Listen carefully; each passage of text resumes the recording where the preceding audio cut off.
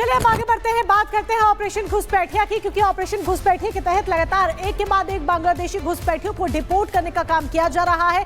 बड़ी खबर दिल्ली से आपको बता दें, जहां पर वसंतकुंज थाना से 2 बांग्लादेशियों को डिपोर्ट किया गया है। लगातार ये ऑपरेशन जारी है, जहां पर अवैध रूप से जो बांग्लादेशी रह रहे हैं उन्हें एक एक पकड़ कर डिपोर्ट करने का काम किया जा रहा है और इस अभियान को अंजाम दिया जा रहा है। इससे पहले भी लगातार 7 बांग्लादेशी जो अवैध रूप से दिल्ली में रह रहे थे उनको डिपोर्ट किया गया था। एक माँ बेटी को डिपोर्ट करने का काम किया गया था। लगातार इस तरह से जो ऑपरेशन है वो चलाया जा रहा है। कुछ बांग्लादेशी डंकी रूट के जरिए भारत में जा घुसे हैं और उनको अब ढूंढकर उनके दस्तावेज सब चेक करने के बाद डिपोर्ट करने का काम किया जा रहा है। 14 बांग्लादेशियों को हिरासत में लेकर FRRO भी भेजा गया है।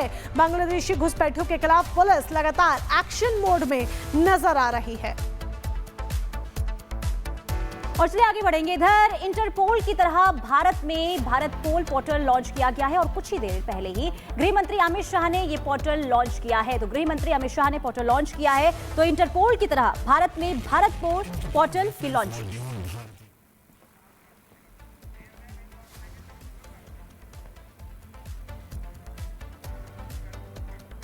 कैपेसिटी बिल्डिंग दोनों को हम जल्दी से प्राप्त करने और भेजने के लिए व्यवस्था खड़ी कर पाएंगे।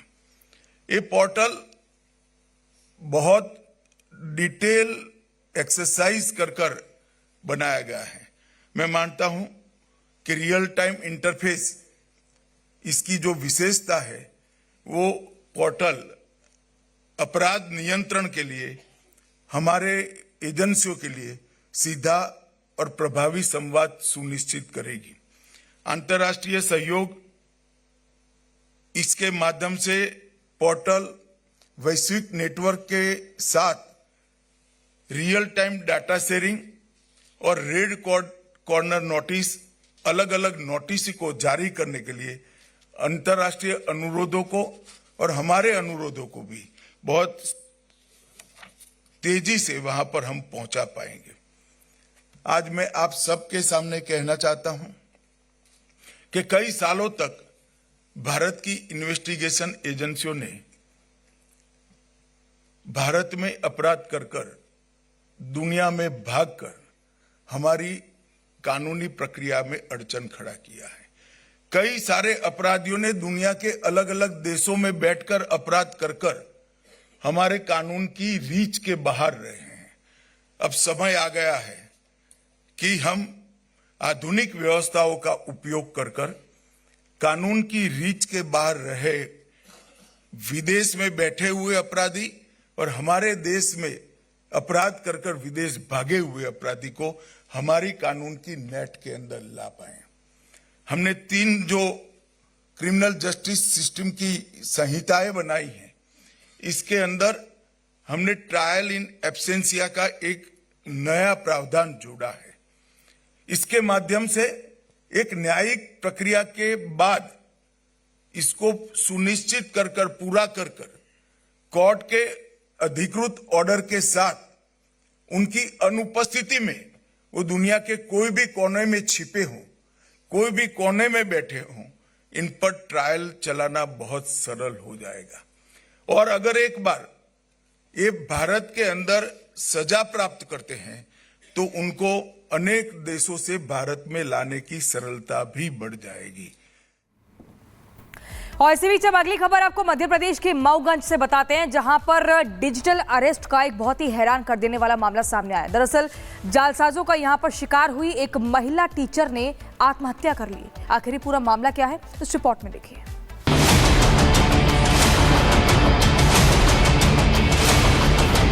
डिजिटल अरेस्ट ने ली एक और जान।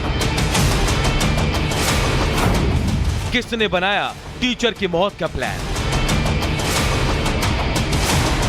देश में सरकारों से लेकर प्राइवेट एजेंसियां तक लगातार लोगों को साइबर ठग और उससे जुड़े हथकंडों के खिलाफ चौकन्ना करती रहती है। लेकिन आलम यह है कि आज पढ़े लिखे लोग भी न सिर्फ इस स्कैम का शिकार हो रहे हैं, बल्कि डर और घबराहट के चलते अपनी जान तक गंवाने को मजबूर है।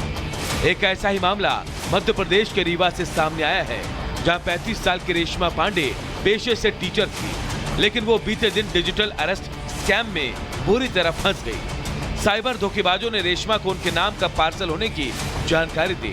इस पार्सल में अनैतिक सामग्री होने से FIR दर्ज करने की धमकी देकर डराया। महिला शिक्षक ने ठगों की धमकी से डरकर जहर खा लिया और इलाज के दौरान उसकी मौत हो गई। दरअसल बीते 5 जनवरी को परिवार के सदस्य किसी कार्य के चलते गांव से बाहर गए थे। इसी दौरान रेशमा पांडे के मोबाइल में कुछ मैसेज आए। कुछ देर बाद उन्हें व्हाट्सएप में वर्दी पहने कुछ पुलिस अफसर और आर्मी के जवानों की वीडियो भेजे गए। थोड़ी देर बाद जालसाज खुद वर्दी पहनकर वीडियो कॉल पर आया और महिला को डिजिटली अरेस्ट कर लिया। यहाँ से पुलिस वाले जाएंगे, पैसा न डालोगे और उठा लाएंगे। डर के कारण भयभीत होकर के कुछ पैसा भी डाल दी, तत्पश्चात वह जहर खा करके आत्महत्या कर ली। हद तो तब हो गई जब ठगों ने महिला की मौत के बाद भी धमकाना जारी रखा और पैसों की मांग करते रहे। फिलहाल पुलिस ने परिजनों की शिकायत के बाद मामला दर्ज कर लिया है। 5 तारीख को इनको कोई इस तरह के कॉल आए थे जिसमें कि पार्सल लेने के लिए उनको कहा जा रहा था कि आप ये पार्सल ले लो, नहीं तो आपके ऊपर चोरी का मुकदमा चलेगा, और उससे कुछ पैसे की भी मांग की गई थी। तो ये जब इसके बाद उसने जहर खा लिया और उसके परिजन उसको वहाँ लेकर के गए थे सीधे रीवा SGMH। साइबर टीम को भी हमने वहाँ पे रवाना किया है घटनास्थल पे, और जो भी जांच में पता चलता है तो उसकी बारीकी से जांच की जा रही है। रेशमा की मौत के साथ अपने समाज और उसकी सोच पर भी कई सवाल खड़े हो गए हैं। एक सवाल उस समाज से भी जो तकनीक के गलत इस्तेमाल के सहारे कुछ पैसों के लालच में किसी निर्दोष की जान से खेल रहा है। आज जरूरत है ऐसे अपराधियों को जल्द से जल्द चिन्हित करके सलाखों के पीछे पहुंचाया जाए। Bureau report, Republic Bharat. और चलिए अब बात आगे बढ़ते हैं, बात पाकिस्तान और तालिबान की करते हैं, क्योंकि तालिबान जिस तरीके से आगे बढ़ रहा है मानो जैसे पाक का खात्मा कर कर ही दम लेगा। युद्ध के मुहाने पर लगातार तालिबान और पाक नजर आ रहे हैं। ऐसे में तालिबान के हाथ अब पाक सेना का काल लग गया है। तो उधर दूसरी तरफ पहले शहबाज तो अब शहबाज के सलाहकार ने तालिबान को खुली चुनौती दे दी है। रिपोर्ट देखिए।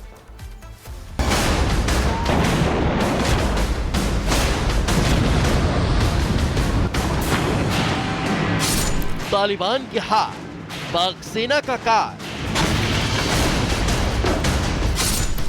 चलेगी कौन-कुर्सी, शहबाज की चूलें हिली। पाक की गीदड़ भभकी, तालिबान को दी धमकी। दुनिया में अभी 2 मोर्चों पर जंग लड़ी जा रही है। यूरेशिया के 2 देश रूस और यूक्रेन के बीच करीब 3 साल से युद्ध जारी है।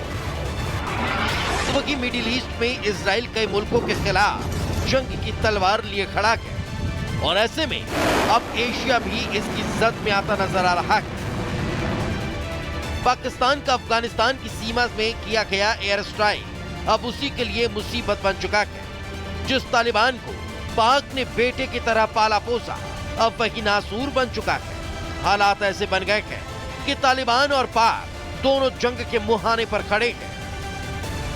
एक तरफ बॉर्डर पर दोनों की तरफ से बारूद बरसाए जा रहे हैं, तो दूसरी तरफ अब तालिबान के हाथ पाकिस्तानी फौज को तबाह करने वाली एक ऐसी गाइडेड मिसाइल हाथ लग गई है जो पाकिस्तानी फौज को तबाह और बर्बाद कर सकती है। और तालिबान के रक्षा मंत्रालय ने बाकायदा इस गाइडेड मिसाइल को पाकिस्तान के खिलाफ एक्टिव ड्यूटी में शामिल करने का ऐलान भी कर दिया। तालिबान लड़ाकों के हाथ लगी गाइडेड मिसाइल का नाम कौन-कुर्सी है। यह मिसाइल बख्तरबंद टैंकों, युद्धपोतों और कम उड़ान वाले हेलीकॉप्टरों को निशाना बना सकती है। 13 अफगान सैनिकों ने इन मिसाइलों को चलाने का प्रशिक्षण पूरा कर लिया है। माना जा रहा है कि अगर तालिबान का पाकिस्तान के साथ कोई युद्ध होता है तो यह मिसाइल गेम चेंजर साबित हो सकती है। तालिबान के हाथ पाकिस्तान का काल लगने पर शहबाज सरकार हिल गई है, और यही कारण है कि अब उसने तालिबान को चेतावनी देते हुए गीदड़ भभकी दे दी।